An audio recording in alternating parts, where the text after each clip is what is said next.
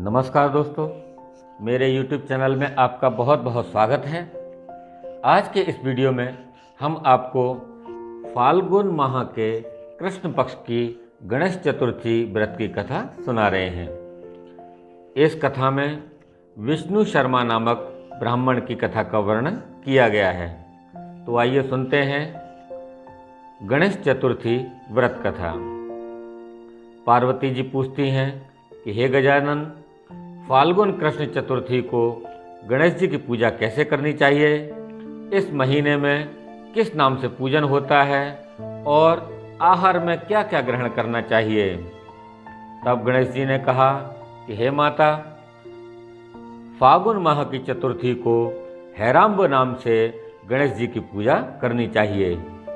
पूजा का विधान जैसा कि पूर्व में बताया है उसी प्रकार से करनी चाहिए। इस दिन खीर में कनेर के फूल मिलाकर गुलाब बांस की लकड़ी से हवन करना चाहिए।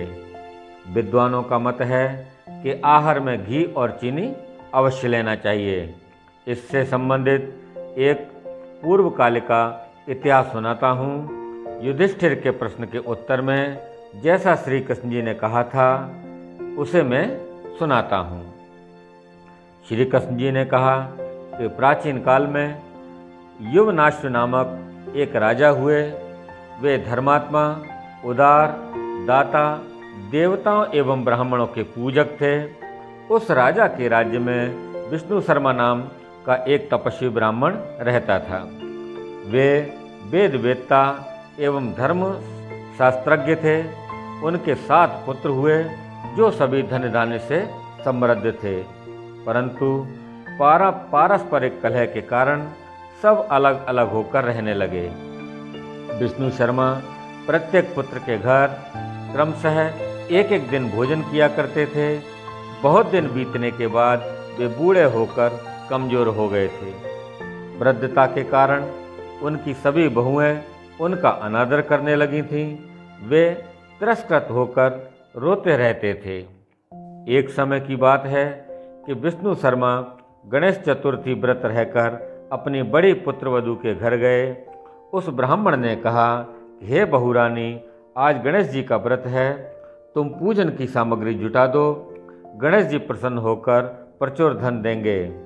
अपने ससुर की बात सुनकर बहू कर्कश स्वर में बोली कि दादाजी, मुझे घर के कामों से ही फुर्सत नहीं है, फिर उन झमेलों में पड़ने का कहाँ मुझे अवकाश है। ससुर जी, आप हमेशा ही कोई ना कोई नाटक रचते हैं। आज गणेश जी का बहाना लेकर आप पहुँचे हैं। मैं गणेश व्रत नहीं जानती हूँ और ना ही गणेश जी को। आप यहाँ से खिसकिए। इस प्रकार बहू की झिड़की सुनकर वह 6 बहुओं के घर बारी बारी से गए, परंतु सभी ने वैसी ही बात कही जैसी पहली वाली बहू ने कही थी।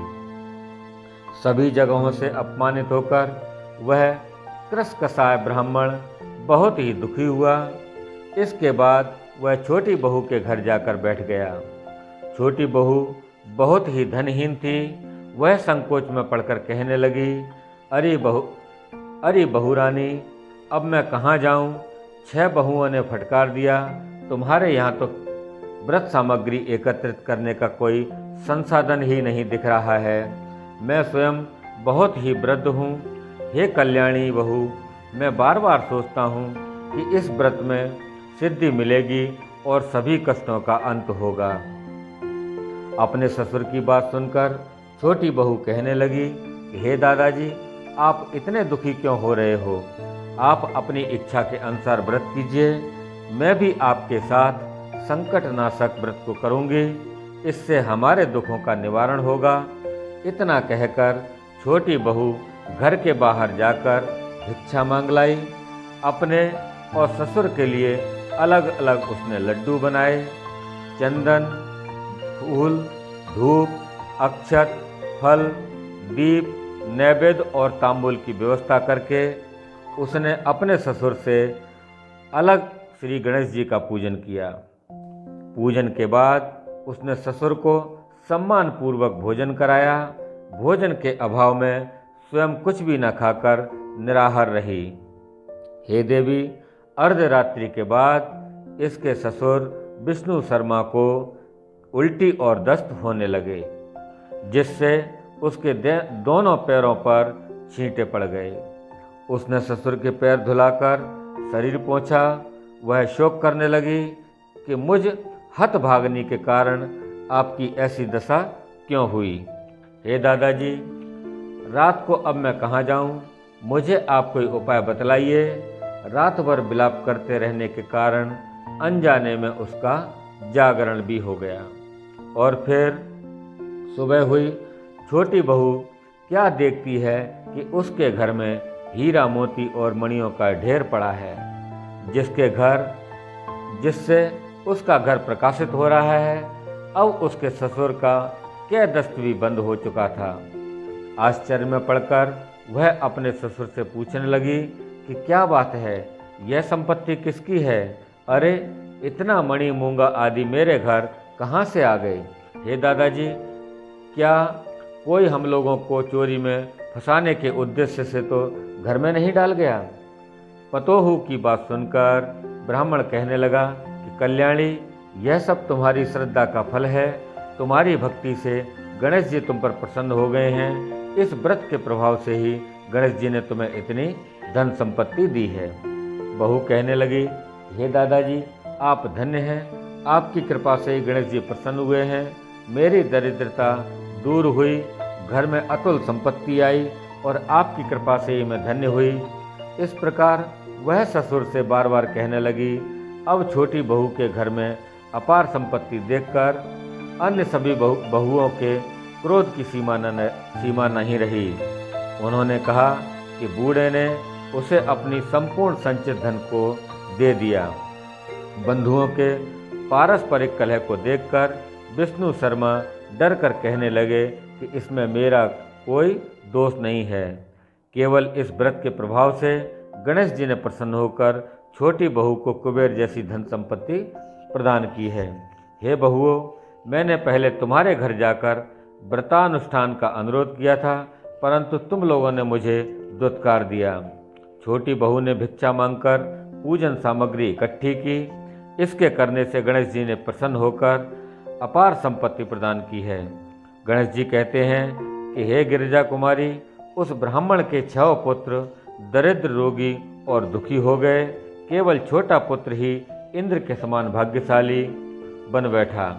वे 6 आपस में होड़ करते हुए फाल्गुन कृष्ण गणेश चतुर्थी का व्रत करने लगे।